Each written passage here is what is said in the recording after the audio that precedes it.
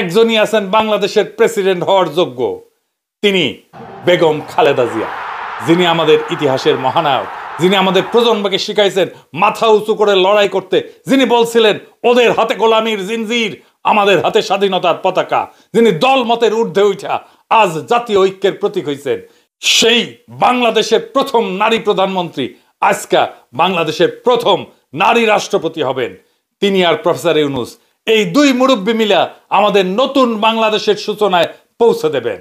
খালেদা জিয়া বাংলাদেশকে শুধু দিয়েই গেছেন, আমরা ওনাকে কিছুই দিতে পারি নাই। বাংলাদেশ উনাকে রাষ্ট্রপতি বানায় নিজে সম্মানিত হতে চায়। বাংলাদেশের ইতিহাসে এমন দুই নেতার অভূতপূর্ব অভিভাবকত্ব আমরা আর কোনোদিন পাবো না। আমরা এই সুযোগ হারাইতে চাই না। আমরা বেগম খালেদা জিয়ার অধীনে নির্বাচন করতে চাই। আমাদের সংসদ সদস্যরা বেগম খালেদা জিয়ার কাছে শপথ পড়ুক, এইটা আমরা চাই, আমরা সেটা দেখতে চাই। ওই শপথের মূল্য অনেক। ওনারা অভিভাবকত্বে থাকলে নির্বাচন এর চাইতে ভালো আর কখনো হবে না। কোনো পুলিশ মিলিটারি লাগবে না, এমনি এমনি শান্তিপূর্ণ এবং উৎসব মুখর নির্বাচন হবে, লিখে রাখতে পারেন। এইবার প্রশ্ন, বিএনপির কি হবে? উনি তো চেয়ারপারসন বিএনপির। ন্যাচারালি বিএনপির দলীয় পদে বেগম খালেদা জিয়া থাকতে পারবেন না। প্রেসিডেন্ট হলে সেই পদ ছাড়তেই হবে। তারেক রহমান এখন যথেষ্ট ম্যাচিউরড, উনার দলের পূর্ণ দায়িত্ব নিয়ে আগামী নির্বাচনে দলের নেতৃত্ব দেওয়া প্রয়োজন। উনি হবেন বিএনপির চেয়ারপারসন। আমাদের দেশের যত শঙ্কা সব কেটে যাবে বেগম খালেদা জিয়া যদি প্রেসিডেন্ট হন। খালেদা জিয়া মাথার উপরে আছেন, এটাই আমাদের বড় আশা, বড় ভরসার জায়গা। এটাই বাংলাদেশের নিরাপত্তা। উনি আমাদের আয়ু নিয়ে বেঁচে থাকুন, যতদিন আমাদের মধ্যে আছেন তিনি মহামান্য রাষ্ট্রপতি হিসেবেই থাকবেন। আর এই কাজ করতে হবে আগামী 5ই আগস্টের আগেই। আমরা খালেদা জিয়াকে নিয়েই ফ্যাসিবাদের পতনের বর্ষপূর্তির উৎসব করতে চাই। বর্ষা বিপ্লবের পর একটা বছর কেটে গেছে।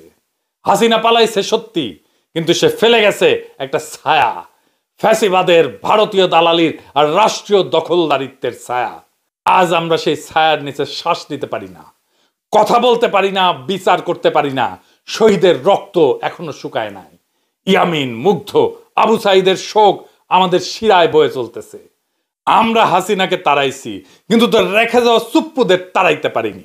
এসালমের কর্মচারী, দুবাই মালয়েশিয়ার রেসিডেন্ট, প্রশিক্ষিত মুজিব বাহিনীর ধুলি ধরা রিক্রুট এখনো বঙ্গভবনে বসে আমাদের বিপ্লবের মুখে থুথু ছুঁড়ে দিচ্ছে। এই লজ্জা মুছতে হবে। এই অসমাপ্ত বিপ্লবকে সম্পন্ন করতে হবে। এই পচা কাঠামো থেকে জাতিকে মুক্ত করতে হলে এখনই দরকার সেই ঐক্য, সেই আগুন যেটা ছিল বর্ষা বিপ্লবে, যেটা ছিল শাপলা চত্বরে, যেটা ছিল প্রত্যেকটা শহীদের মুখে। আমরা মাথা নোয়াবো না, আমরা দিল্লির দাসত্ব মানব না।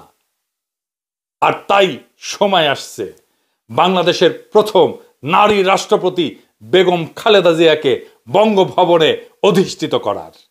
সময় আসছে প্রফেসর ইউনূসের মতো নিরপেক্ষ অভিভাবককে দিয়ে অন্তর্বর্তীকালীন সরকারকে দৃঢ় নেতৃত্বে প্রতিষ্ঠিত করার। সময় আসছে শহীদের কবরের কাছে দাঁড়ায় শপথ নেওয়ার। এই বাংলাদেশ আর কখনো রয়ের অনুগত থার্ড ক্লাস বটতলার দালালদের হাতে তুলে দেওয়া হবে না। আসেন বুকে হাত রাখি, এই 1 বছরের ভুল শুধরাই, পচা কাঠামো ভেঙা ফ্যাসিবাদের শেষ দাগটুকু মুছে ফেলি। শহীদের রক্ত, আমাদের মা বোনদের কান্না আর আগামী প্রজন্মের মুক্ত নিঃশ্বাস, এই 3টা জিনিস আমাদের তাড়না দিক, আমাদের সাহস দিক, আমাদের পথ দেখাক। এইবার আর থামানা, এইবার বিজয়ের শেষ প্রান্তে পৌঁছানো দরকার। বাংলাদেশ বাঁচবে, বাংলাদেশ জায়গা উঠবে, বাংলাদেশ জিতুক। আমরা সবাই চাই বাংলাদেশকে আমরা জিতায়ে ছাড়বো ইনশাল্লাহ। ইনকিলাব জিন্দাবাদ।